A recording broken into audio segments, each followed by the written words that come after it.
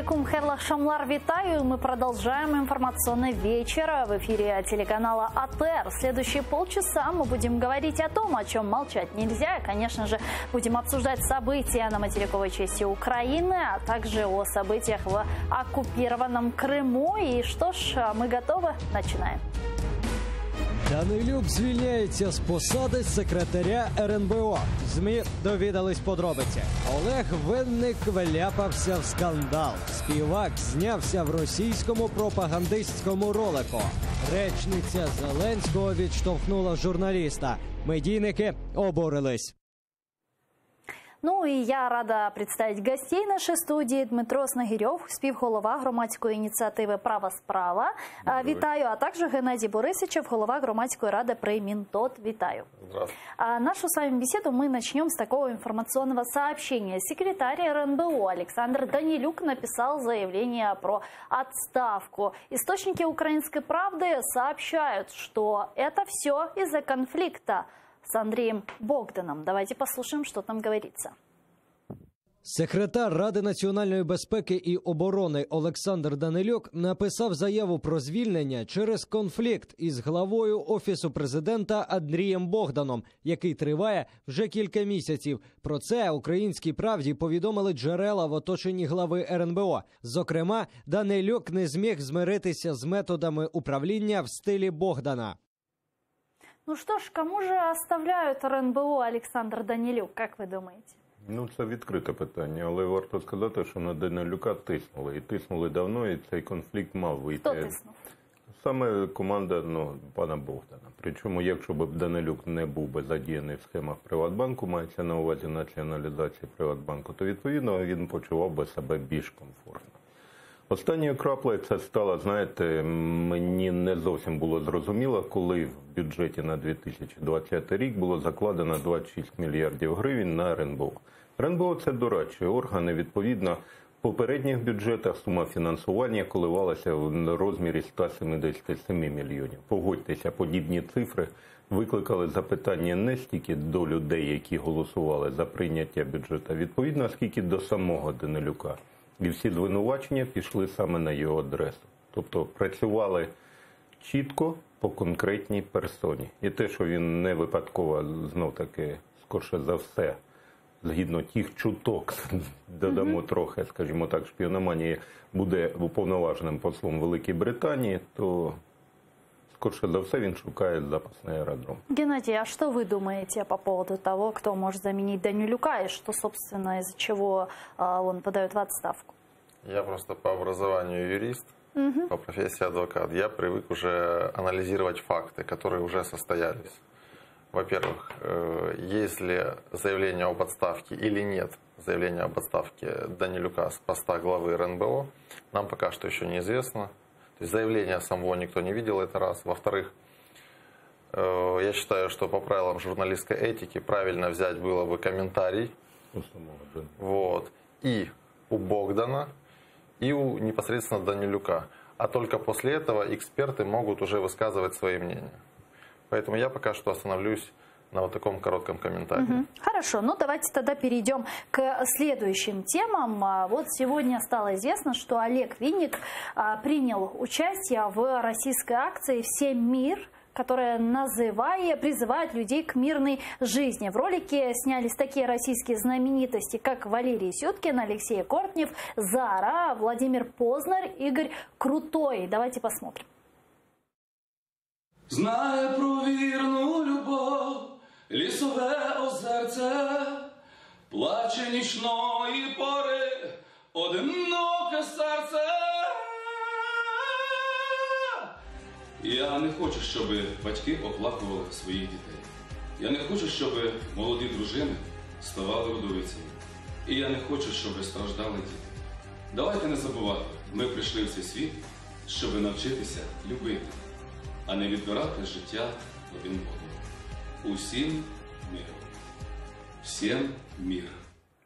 Ну что ж, понятно, что никто не хочет терять своих детей, никто не хочет войны и так далее, но вот принимать участие в российской акции «Всем мир», понимая, да, что имеется в виду под понятием всем мир с российской точки, да, с интерпретацией. Вот участие там, как вы думаете, о чем свидетельствует и насколько это нормально? Це ненормально, але, на жаль, це стала тактика, практика українських виконавців. Коли, власне, скажімо так, апелюючи до того, що вік виконавця він недовгий, а їм треба заробляти, їдуть заробляти в Москву, їдуть заробляти, відповідно, на території країни-окупантам, забуваючи, власне, те, що у нас відбувається не внутрішній конфлікт, а протистояння з зовнішнім агресором. Геннадий, вот я могу сказать как вы, да, по к этому этому поводу? отнеслись? Да. Ну, это не первый случай. Во-первых, я не совсем увидел одиозности российских артистов, которых вы перечислили. Я не помню, чтобы Сюткин, например, или Крутой как-то высказывались. По крайней мере, я в информполе не слышал, чтобы они как-то высказывались против Украины и так далее. Во-вторых, я думаю, что это выбор певца и его шанувальники. Вот. Дадуть йому певну оцінку його творчості, и это, я думаю, как-то может сказаться на посещаемости его концертов. Осуждать его в условиях... Ну вот вы сказали Сюткина, кстати, он говорил, что операция в Крыму Путиным провелась очень успешно и все там хорошо. Значить, он Зара виступала з концертами, власне, перед Криму. військовослужбовцями і в Криму, і в Сирії. Так само вони, і Сюткін, і Зара, вони в списках, Я яким отвечаю за заборонено. себя. Да. Вот, я в информполе этого не слышал, не видел. Также я не увидел, который вы продемонстрировали ролик телезрителям, часть ролика. Я не увидел весь ролик. Но мы посмотрели только на нашего артиста, на нашего Винника. артиста. Да, Мы да. его, слава богу, знаем и видим, и хорошо узнаем. Поэтому это его выбор, и его творчестве уже непосредственно дадут оценку шанувальника в виде посещаемости его концертов. Вот. Дальше общество, как сказать, даст эту оценку. Все, в принципе. Ну а ваше мнение, ваша оценка? Вот вы считаете это нормально или нет? Сказать вам честно, по Конечно. большому счету, с начала 2014 года, с начала аннексии Крыма, вот, более-менее толковые артисты, все выступают на российской сцене. И они все хотят заполучить этот рынок. Ну, в большинстве случаев. Лобода и так далее. Поэтому ни для кого не секрет, что артистов никогда не трогают, даже во время войны. Есть такое крылатое выражение. И артисты в данном случае ищут, где больше заработать. Если я бы увидел там какую-то пропаганду с его стороны, я в данный момент не увидел, я бы, может, как-то осуждал. Здесь осуждать не буду. У нас, к сожалению, страна нищает, экономика больше импортирует, чем экспортирует. У нас мало продукции с высокой добавочной стоимостью, поэтому артист выживает как может в нашей стране. То есть вы считаете, что артисты, культура, музыка должны быть вне политики? Я считаю, что они лидеры общественного мнения, и в любом случае они как-то влияют на массы, это 100%. И данный случай, данное участие его в российском, я не знаю, как это назвать, каком-то проекте, я думаю, ну, в определенный момент может разряжать какую-то обстановку. Но те люди, которые уверены, что Россия агрессор, они будут также уверены, несмотря на его участие. А ви не впевнені, що Так артисты граждане Украины. Дмитрий. Ну так, у вас фраза, які впевнені. Ну а ви не впевнені, що Росія агресор? Прошу, здається, це риторичне доволі питання. І мені не зовсім зрозуміло. Ви знаєте, коли ви апелюєте до Лободи, то можемо апелювати, що, наприклад, Славко Вакарчук взагалі категорично відмовився давати концерти на території Російської Федерації. Давав концерти в 2014-2015 році, але потім відмовився. Те саме стосується групи Бомбокс. Тобто тут питання, і багато можна інших прикладів навести. Джамалу можна навести. Тобто йдеться не про заробітки як такі, а про наявність певних моральних принципів. І тут не можна виправдати, я ще раз поясню, відсутність цих принципів тим, що, власне, артистична кар'єра має певний час, і вони, відповідно, не, скажімо, можуть заробити ті грубі грошей тут на території України. Це, як мінімум, неправильно по відношенню до громадян України, власне, які і є їхніми потенційними слухачами, тобто і споживачами їхнього кінцевого продукту. Це неповага. Ну, все-таки давайте дадим вам, возможность ответить, потому что все-таки вам задали вопрос, Россия агрессор или же нет, Нет, по-вашему? я глава общественного совета, общественного консультативного органа в министерстве По- временно оккупированных да. территорий. Как вы считаете, если я принял эту общественную должность, признаю ли я Российскую Федерацию агрессором или Я не знаю, признаю? я вам задаю вопрос. Я вам говорю, что признаю. И Крым я считаю также аннексированным. Но я также открою вам небольшой секрет.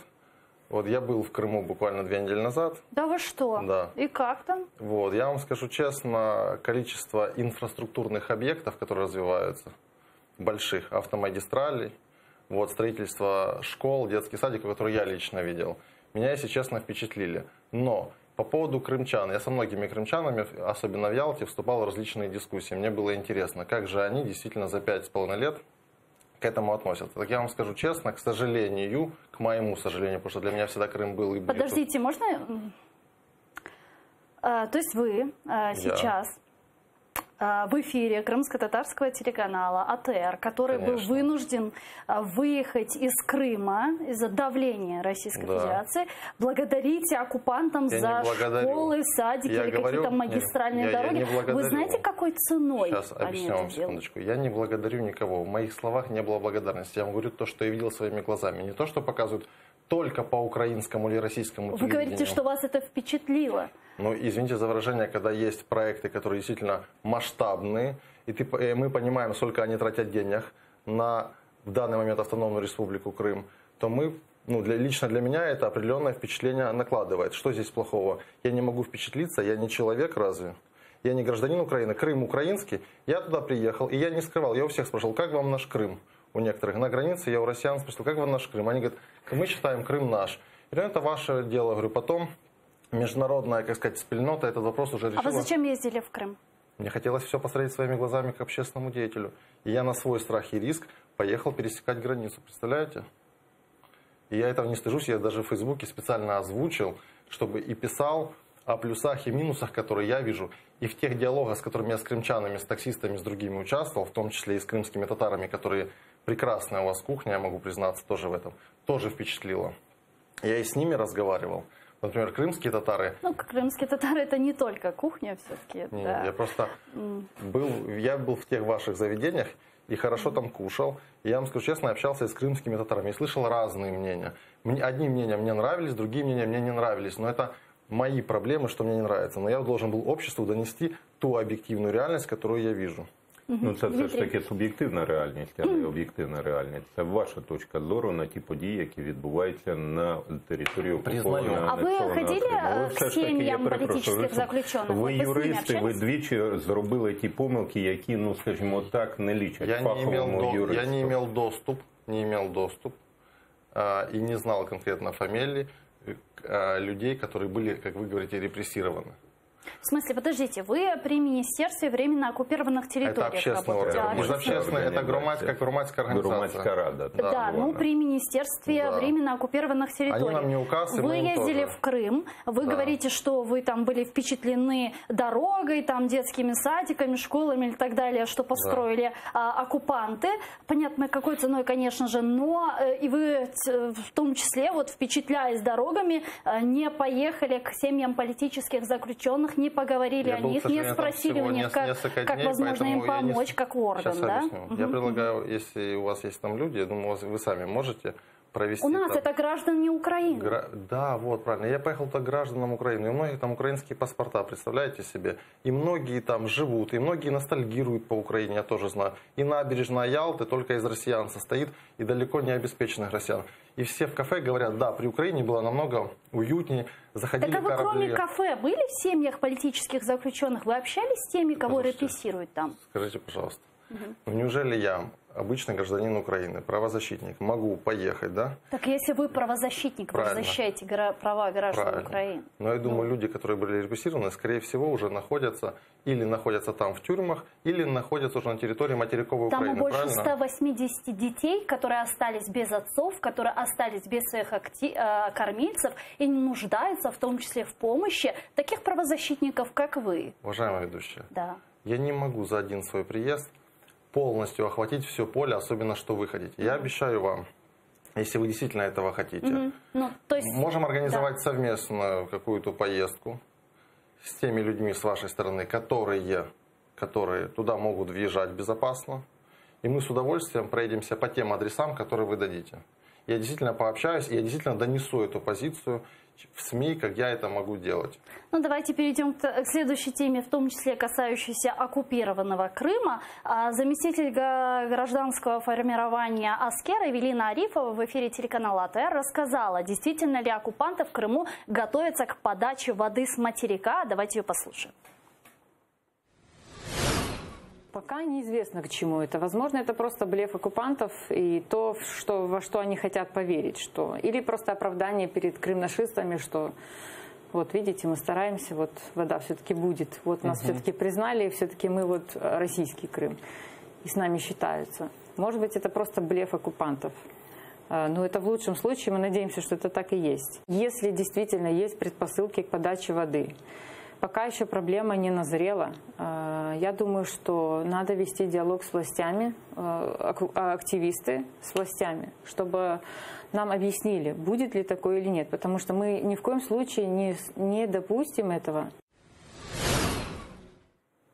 Ну а вот заместитель директора Института водных проблем Михаил Яцюк в эфире АТР рассказал, с какими проблемами можно столкнуться при подаче воды в оккупированный Крым. Давайте послушаем.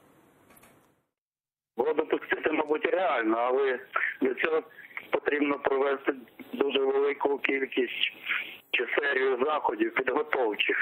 Тому що ми знаємо, що із цієї довжини каналу працює тільки 2/3. 1/3 не працює. І на те, що не працювала багато років, її треба підготувати, тому що ми можемо отримати дуже величезні збитки. І не просто збитки, а вивести з ладу канал на довгий період. Тому потрібно підготувати його для прийому води. Ну что ж, мы видим, что оккупанты чистят северокрымские каналы, да, и как есть некоторое подозрение, что якобы готовятся к подаче воды через северокрымский канал уже весной. Вот что вы думаете по поводу этой новости, да, может ли быть это взбросом специального информационного пространства, или же все-таки действительно не готовятся к подаче воды? Я не думаю, що це вкидання. По-перше, інформація це почала мусуватися 1,5 місяці тому. Перші повідомлення пішли, що, власне, починається перемовний процес з українською стороною про можливість відновлення водопостачання на територію анексованого Криму. І паралельно, скажімо так, в політичному полі України умовно проросійські партії, бо, скажімо, немає вироку суду, тому ми їх не можемо назвати проросійським лобі. Але ще починаючи з 2018 року опозиційний блок почав піднімати це питання щодо повернення водопостачання. Наскільки це реальні прогнози? Росія стикнулася з тим, що на 5-му році анексії Криму все ж таки питання водозабезпечення стоїть гостро. Причому стоїть гостро не тільки в Джанкойському районі, відповідно там 4 райони Криму потерпають від нестачі води. Ті всі там так звані амбітні програми, які мій колега,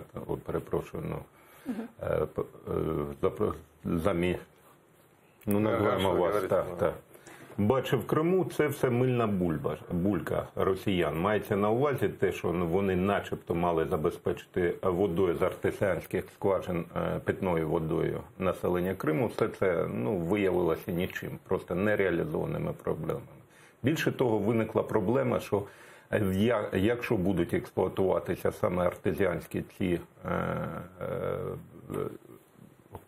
колодязі для подання води, то відповідно буде засолення землі, солончаки так звані кримські. І стало питання, що треба повертати воду. Як повертати воду, почали тиснути на Україну. Причому тиснути як на дипломатичному, так відповідно військовому фронті. Считаете ли вы подачу воды в оккупированный Крым как возможную легализацию аннексию Крыма? Звичайно. Якщо пристануть на пропозицію повернення туди водопостачання, то це фактичне визнання и легализации российской присутности на территории аннексованного Крыма. Как вы считаете, действительно ли подача воды в Крым через Северокрымский канал – это легализация аннексии? Я сначала, наверное, отвечу в общем на вопрос, который задавался коллеге моему сначала. Вот, смотрите, в чем суть.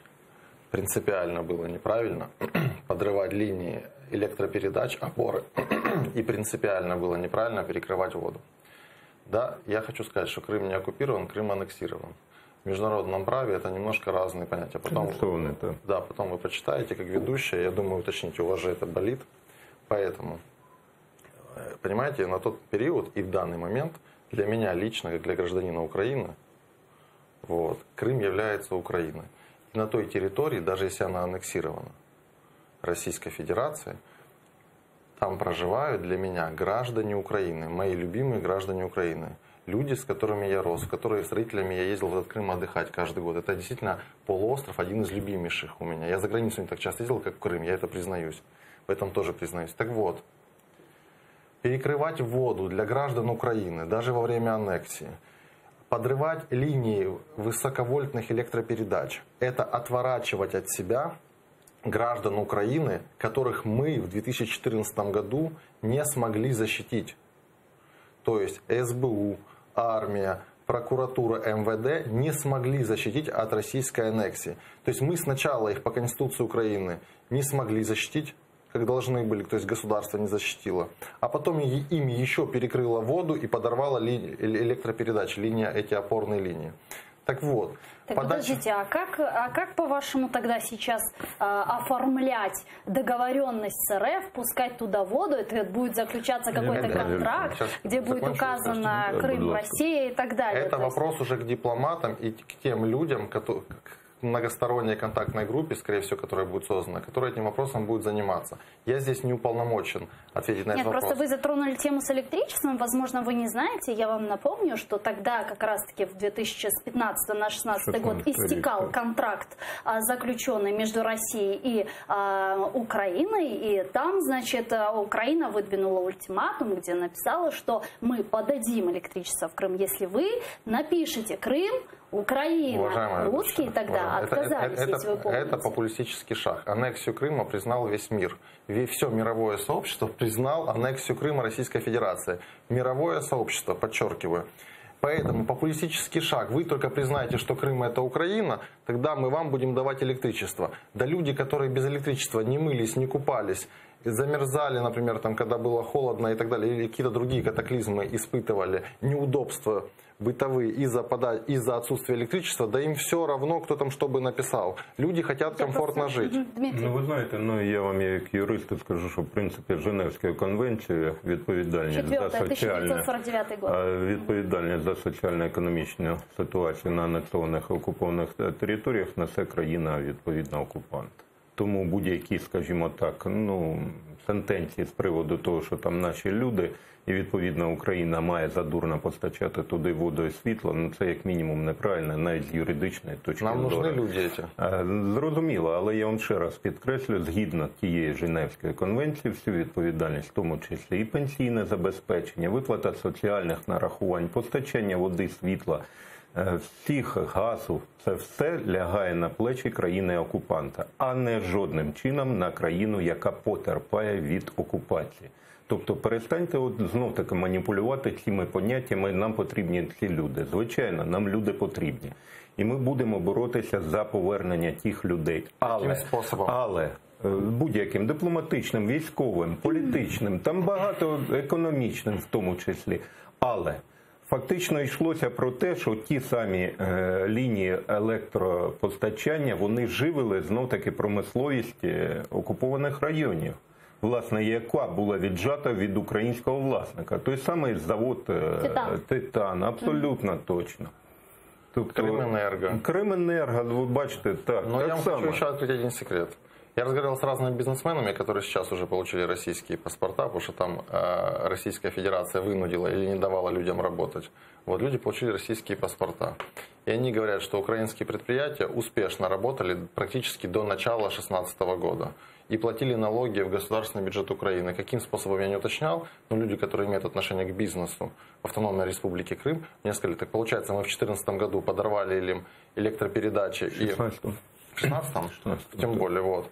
И в каком году воду перекрыли? В 15-м, вот. То есть мы перекрыли бизнесменам воду, которые еще платили на тот момент налоги в государственный бюджет Украины. Ну, я вам більше скажу. Ви знаєте, пам'ятаєте, 2014 рік Україна навіть тоді ще був міністр сільського господарства, Швайка був такий чудовий у нас міністр сільського господарства, який вже на момент анексії Криму провів там посівну кампанію коштом України.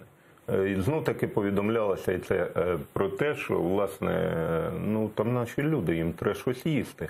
Але забувалося про те, що, власне, ну, ми вже не контролювали ті території. Яким чином і кого ми там маємо годувати, для мене це загадка. Розумієте, так само не зрозуміло, чому ми, власне, маємо постачати воду. Ви знаєте, наразі з пропозиції, ну, я маю на увазі Україна. А навіть за тією самою конвенцією ООН мається на увазі щодо транскордонних каналів і відповідно річок. Кримський канал, він не відноситься до водної артерії. Відповідно, будь-які претензії з боку Російської Федерації з приводу того, що річка Дніпро живиться водою, починаючи з території Російської Федерації, вони як мінімум, ну, дурнувато виглядають.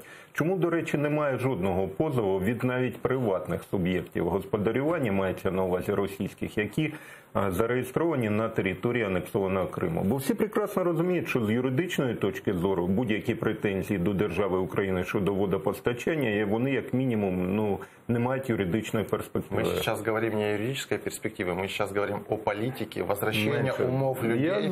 И чтобы в автономной республике Крым, пусть даже временно с российскими паспортами, а может некоторые на всю жизнь их получили, но чтобы мы все-таки возвращали своих граждан Украины, потому что основной ценностью по Конституции Украины является человеческая жизнь. Вы знаете, и мы боремся не за территории, в первую очередь, а за людей. За людей. Да, потому что, извините за выражение, территория пустыня без людей нужна только, может быть, некоторым иностранным государствам для того, чтобы иметь определенную колонию. Я вам ще один приклад наведу. Зараз заборгованість окупованих територій, вже мається на увазі окупованих так званих ОРДЛО, за споживаний російський газ сягає приблизно 3,5 мільярда доларів. Це ми знов таки боремося за людей? Чи нас просто Росія змусить заплатити за той газ, який ми фактично не постачали і не оплачували? І от уявіть собі, зараз йде, я вам просто поясню, Юльсу, моїм телеглядачам, про що зараз буде спекулюватися, вкидатися тема можливої знижки 25% на російський газ, якщо ми підпишемо пряме постачання з Російської Федерації. Да, так от я поясню, звідки взялися ті 25%. Вони порахували ті 3,3 мільярда доларів, які заборгували окуповані території безпосередньо Газпрому. Откуда у вас ця інформація? Це відкритих джерел, будь ласка. Це заходите на сайт Газпрому і дивитися, яка заборгованість, скільки вони закачали газу. За цей рік, я перепрошую, постачання російського газу на окуповані території за дивним збігом обставин воно збільшилося навіть. Вопрос. То есть вы считаете, что Украина обязана будет заплатить абсолютно, за это газ? Да. А я теперь задаю встречный вопрос. Давайте. В течение 5,5 лет жителям Донбасса, пенсионерам я имею в виду, категорию пенсионеров, которые имели большие пенсии регрессные, сами понимаете, то есть 10, 15, 20 тысяч гривен пенсия. Ну так вот.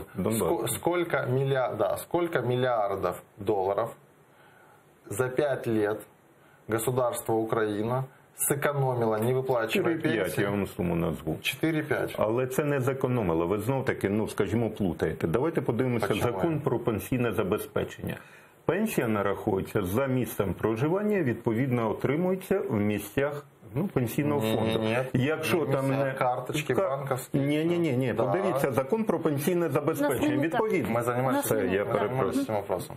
Я теж займався цим питанням. Ми не зекономили. Ці гроші акумульовані. Як тільки території звільняються, будь ласка, отримуйте свої гроші. Питань нема. Міністр Рева этими деньгами пенсионеров Донбасса закрывал дыры, другие социальные дыры. Ви знаєте, я свого часу впіймав тему корупційну на 1,1 мільярд гривень. Це в Харківській області, зокрема в місті Ізюм, де було зареєстровано 20 тисяч переселенців, яких не було взагалі. Навіть існував будинок по бумагах, де було 5 тисяч переселенців, а фізично, фактично, його не було. Уявіть собі. Коллега, не слышал я о таком случае. Я вам передам документы. Да, я все-таки вынуждена завершать, к сожалению, наш эфир, но все-таки вот завершая, все-таки я уточняющий вопрос, то есть правильно ли я понимаю, что вы против какой-либо блокады оккупированных территорий?